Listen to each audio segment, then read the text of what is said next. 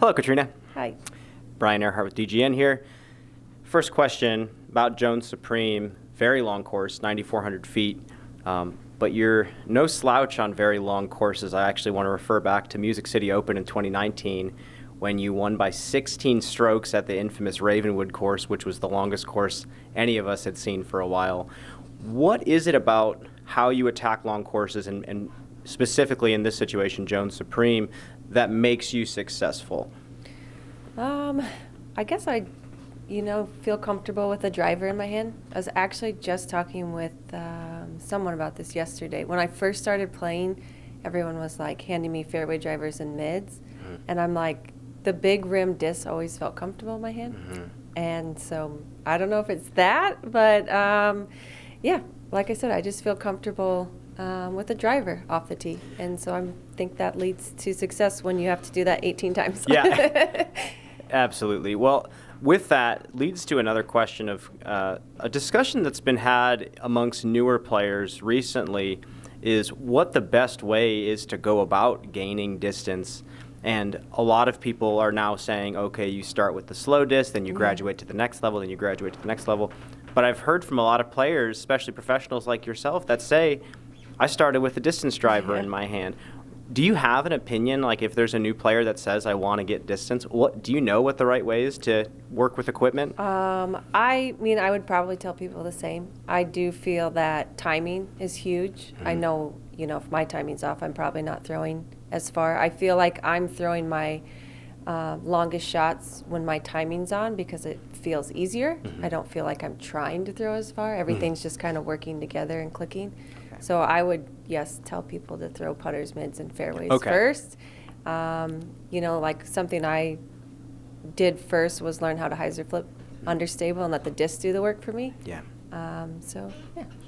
Well, then this one's a little bit outside of disc golf, but still maybe in the mental side of it. You are a big fan of writer and ex-Navy SEAL Dave Goggins, and I know you talked about him quite a bit. Yeah. But for all the people listening right now who are maybe amateur players that maybe struggle with their mentality on the course, what was the biggest thing from his work that you've consumed that you've implemented in your own life?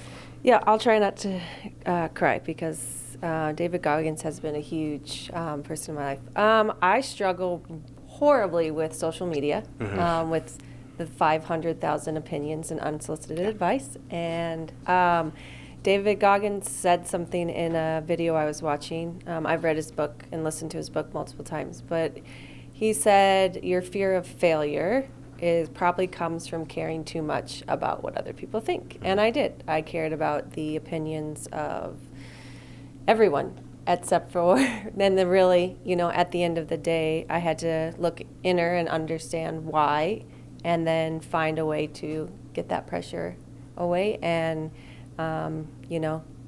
it's not very probably PG friendly, but David Goggins really is big on quieting the inner B word. Jerk.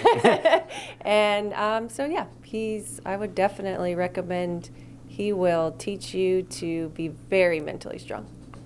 Well, good luck this week, Catrina. Make a run for the win. It's tough to follow that one up. Thanks, Brian. So we're like a quarter of the way through the season. What's your assessment on, not just your own game, but the tour as a whole? So I would say, a really great start. Last couple weeks have been less than ideal for what I would like to. A goal of mine was to be in contention every weekend. Fell short on those goals the last few weeks, but it's a long season, and I think the quicker I let those less than ideal finishes go and move on to this next week, I would say this season feels even bigger and more intense than last year. With the Elite Series and the growth of, the media and the fans and kind of every weekend feels like the biggest tournament of the year. This is 3 straight weeks. Are you feeling tired, fatigue at all, ready for a little break, or how you feel? No, I think I still I have to actually tell myself okay, take a break, put down the frisbees, get off the course. I'm really just enjoying playing right now. I love a practice round. I love being out on the putting green or out throwing, so I have to find other things to do. So actually, other than my putting session this morning, I'm just going to, believe it or not, enjoy downtown Emporia the rest of the day. Yeah, back in Emporia, longer courses, a new course, wind, weather, everything that encompasses this place. What's this weekend look like? What needs to happen for you? Man, that's a great question. I think I also saw that there's possible storms, rain, 4 rounds, 2 courses, quick turnaround to learn 2. The courses almost seem brand new to me. So I think I have to just kind of almost, I know that's always the goal, but just take each hole and see with the conditions what is the best possible, how can I play the hole to the best of my abilities, and just take it as slow and steady as possible, because I think if I feel like I have to birdie or put too much pressure, I'm going to, with the wind and the conditions, it could be bad. So, yeah. Hi, Catrina. Hi. Chris with Gatekeeper Media. To go a little bit off of that wind, you're no stranger to winning here, which means you usually have to have a good putter to putt in the wind. Yeah. What advice do you have to people who might struggle with putting in the wind? Oh, man. Something I like to do, like I said, I go out and putt in the mornings. I like to circle the basket, maybe putt for 15, 20 minutes from 20 and in. And really, I think you have to just go out there and get the reps in and really understand how your putt reacts to a left to right, how your putt reacts to a tailwind. Because, there's this myth that a headwind will lift you and a tailwind will drop you. Well, with my style of putting, it can actually be the opposite, because I prefer my disc to be coming in nose down, so the wind can actually get under my disc in a tailwind and knock it down in a headwind.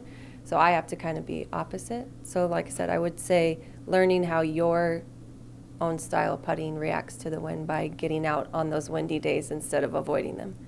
Yeah. Being a defending champion and then Worlds being here in a couple months, how much is this event just preparation for that major? That's really what I'm looking to do. I think back to Utah Open last year, how I played the B tier a couple weeks before, and just seeing how it scores, seeing what holes aren't worth the risk. There's definitely some really long par 4s and par 3s for the FPO division, and realizing, is it worth the bogey, things like that. Thank you. Yep.